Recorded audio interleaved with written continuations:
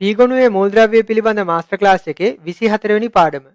මේ පාඩමෙන් මම උගන්වන්නේ හයිඩ්‍රජන් හේලයිඩ ගැන. ඒතර අපිට ඉගෙන ගන්න තියෙන හයිඩ්‍රජන් හේලයිඩ වෙන්නේ hydrogen fluoride, hydrogen chloride, hydrogen bromide සහ හයිඩ්‍රජන් අයඩයිඩ් ගැන. මේ හයිඩ්‍රජන් හේලයිඩ ජලයේ දිය වුණාම අම්ල විදිහට හැසිරෙනවා. එතකොට ඒ අම්ලවලට අදාළ ආම්ලික විඝටන නියතවල අගයන් අපිට ඊළඟට සලකා බලන්න පුළුවන්.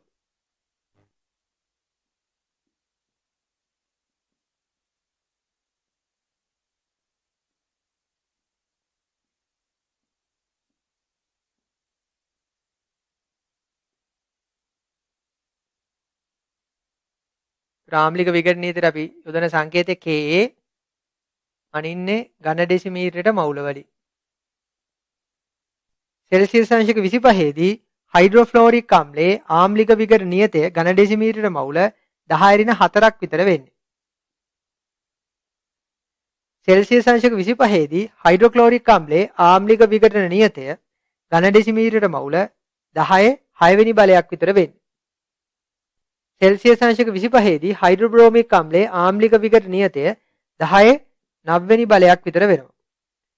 හයිඩ්‍රොඅයිඩික් අම්ලයේ ආම්ලික විඝටන නියතය සෙල්සියස් අංශක 25 දී 10 වෙනි බලයක් විතර වෙනවා. එතකොට මේ අගයන් මතක තබා ගැනීම අවශ්‍ය වෙන්නේ නැහැ. මතක තබා ගන්න ඕනේ හයිඩ්‍රොෆ්ලෝරික් අම්ලය, හයිඩ්‍රොක්ලෝරික් අම්ලය, හයිඩ්‍රොබ්‍රෝමික් අම්ලය, හයිඩ්‍රොඅයිඩික් අම්ලය අනුපිළිවෙලින් ආම්ලික විඝටන නියතය වැඩි වන බව. අපි මේ දත්ත ටික සටහන් පොතේ ලියාගමු. මතක තබා ගත යුතු කාරණේ අපි දැන් ලියමු. හයිඩ්‍රොෆ්ලෝරික් අම්ලය, හයිඩ්‍රොක්ලෝරික් අම්ලය, හයිඩ්‍රොබ්‍රෝමික් අම්ලය, හයිඩ්‍රොඅයිඩික් අම්ලය අනුපිළිවෙලින් ආම්ලික විඝටන නියතය වැඩි වේ. එතකොට ආම්ලික විඝටන නියතය වැඩි වීමෙන් අපිට තේරුම් ගන්න පුළුවන් ජලයේදී මේ අම්ලවල ආම්ලික ප්‍රබලතාව හයිඩ්‍රොෆ්ලෝරික් අම්ලය, හයිඩ්‍රොක්ලෝරික් අම්ලය, හයිඩ්‍රොබ්‍රෝමික් අම්ලය, හයිඩ්‍රොඅයිඩික් අම්ලය අනුපිළිවෙලින් වැඩි වෙනවා කියලා. හයිඩ්‍රොෆ්ලෝරික් අම්ලය, හයිඩ්‍රොක්ලෝරික් අම්ලය, හයිඩ්‍රොබ්‍රෝමික් අම්ලය, හයිඩ්‍රොඅයිඩික් අම්ලය අනුපිළිවෙලින් ජලයේදී ආම්ලික ප්‍රබලතාව වැඩි වේ.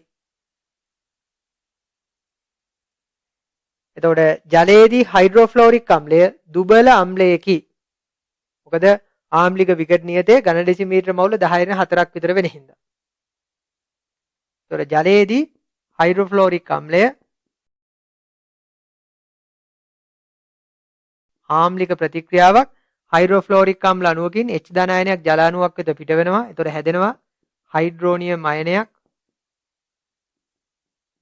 සහ ෆ්ලෝරයිඩ් අයනයක්. එතකොට හයිඩ්‍රොෆ්ලෝරික් අම්ලයේ දුබල ආම්ලික නිසා හයිඩ්‍රොෆ්ලෝරික් අම්ලයේ ජලයේ සමග ප්‍රතික්‍රියාව ප්‍රතිවර්තීය ප්‍රතික්‍රියාවක්. ඒ විදිහට ප්‍රතික්‍රියාව ලියමු.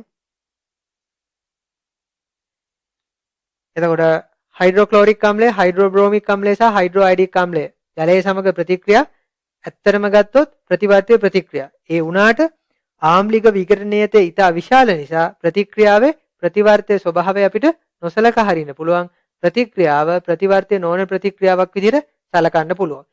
ඒ විදිහට තීරණ ගන්න ආකාරය ගැන අපි ඉගෙන ගන්නවා රසායනික සමතුලිතතාව මාස්ටර් ක්ලාස් එකේදී. දැනට අපි තේරුම් ගමු හයිඩ්‍රොක්ලෝරික් අම්ලය, හයිඩ්‍රොබ්‍රෝමික් අම්ලය, හයිඩ්‍රොඅයිඩික් අම්ලය. මේ අම්ලවල ආම්ලික විඝටන නියත ඉතා විශාල නිසා ඒ අම්ල ජලයේ සමග සිදු කරන ප්‍රතික්‍රියා ප්‍රතිවර්තීය නොවන ප්‍රතික්‍රියා කියලා ගන්නේ. ඒ නිසා අපි කියනවා මේ අම්ල හයිඩ්‍රොක්ලෝරික් අම්ලය, හයිඩ්‍රොබ්‍රෝමික් අම්ලය, හයිඩ්‍රොඅයිඩික් අම්ලය ජලයේදී ප්‍රබල ආම්ලිකයි කියලා. ඒවම අපි ඒ කාරණේ හයිඩ්‍රොක්ලෝරික් අම්ලය, හයිඩ්‍රොබ්‍රෝමික් අම්ලය, හයිඩ්‍රොඅයිඩික් අම්ලය යන අම්ලවල ආම්ලික විඝටන නියතවල අගයන් ඉතා ඉහළ අගයන් නිසා එම අම්ල ජලයේදී ප්‍රබල අම්ල ලෙස සැලකේ. ඒතර අපි මේ ප්‍රතික්‍රියා ලියන්නේ ප්‍රතිවර්තය නොවන ප්‍රතික්‍රියා විදිහට. හයිඩ්‍රොක්ලෝරික් අම්ලය ජලයේ සමග ප්‍රතික්‍රියා කරපුවාම හැදෙනවා හයිඩ්‍රෝනියම් අයන සහ ෆ්ලෝරයිඩ් අයන. ප්‍රතික්‍රියාව ප්‍රතිවර්තය නොවන ප්‍රතික්‍රියාවක් විදිහට ලියන්නේ. ඒ විදිහමයි හයිඩ්‍රොබ්‍රෝමික් අම්ලය ජලයේ සමග ප්‍රතික්‍රියා කරපුවාම හයිඩ්‍රෝනියම් අයන සහ බ්‍රෝමයිඩ් අයන හැදෙනවා. එතකොට හයිඩ්‍රෝඅයඩික් අම්ලය ජලයේ සමග ප්‍රතික්‍රියා කරපුවාම හයිඩ්‍රෝනියම් අයන සහ අයඩයිඩ් අයන හැදෙනවා.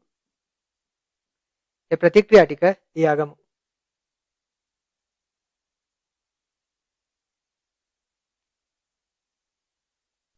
ඊළඟට අපි බලමු හයිඩ්‍රජන් හේලයිඩ වල සම්මත බන්ධන විඝටන එන්තැල්පි පරයාස. එතකොට මේ අගයන් බලපුවම අපිට පැහැදිලිව පේනවා hydrogen fluoride, hydrogen chloride, hydrogen bromide, hydrogen iodide අණුපිළිවෙලින් සම්මත බන්ධන විඝටන එන්තැල්පි පරයාසය අඩු වන බව.